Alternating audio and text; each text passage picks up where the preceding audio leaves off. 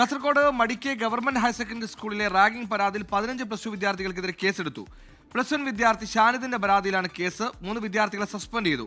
ഷർട്ടിന്റെ ബട്ടൺസ് ഇട്ടില്ലെന്ന് ആരോപിച്ച് സീനിയർ വിദ്യാർത്ഥികൾ മർദ്ദിച്ചെന്നായിരുന്നു പരാതി. പ്രധാന അധ്യാപകൻ വിനോദ് കുമാറിന്റെ പ്രതികരണത്തിലേക്ക് ആദ്യം.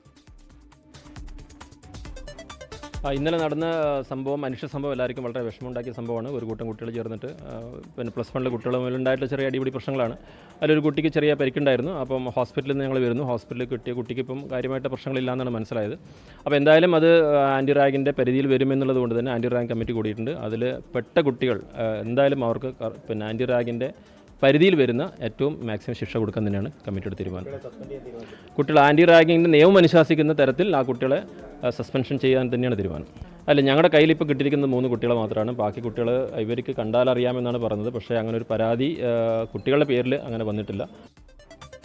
അരുൺ പാറക്കൽ കാസർഗോഡും ചെയ്യുന്നു. അരുണ, ഈ അനിനെ പോലെ കരുതേണ്ട ഒരു +1 വിദ്യാർത്ഥിയെ മർദ്ദിച്ച കേസിൽ നിയമ നടപടിയുമുണ്ട്, ഒപ്പം പഠനവും നിർത്തും. സസ്പെൻഷനും വിവരങ്ങൾ. സുഹൈല, ഇന്നലെ ഉച്ചയ്ക്ക് 3 മണിയോടുകൂടിയായിരുന്നു ഈ ഒരു സംഭവം ഉണ്ടാവുന്നത്. +1 സയൻസ് വിദ്യാർത്ഥിയായ ഷാനിദിനെ ഈ +2 വിദ്യാർത്ഥി സീനിയർ വിദ്യാർത്ഥികൾ ചേർന്ന് മർദ്ദിക്കുകയായിരുന്നു. അതിന് കാരണമെന്ന് പറയുന്നത് ഷർട്ടിൻ്റെ ബട്ടൺസ് അഴിച്ചിടണം, അതുപോലെ തന്നെ സ്കൂളിലേക്ക് ഷൂ ഇടരുത്.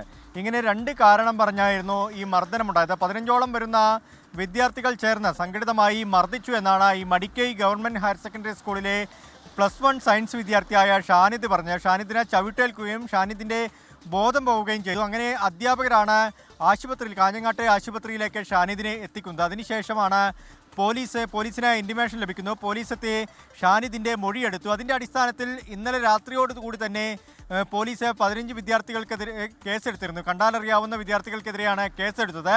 അതിൽ 3 വിദ്യാർത്ഥികളാണ് ഈ ഒരു ആക്രമണത്തിന് നേതൃത്വം നൽകിയതെന്ന് സ്കൂൾ അധികൃതർ കണ്ടെത്തിയിരുന്നു.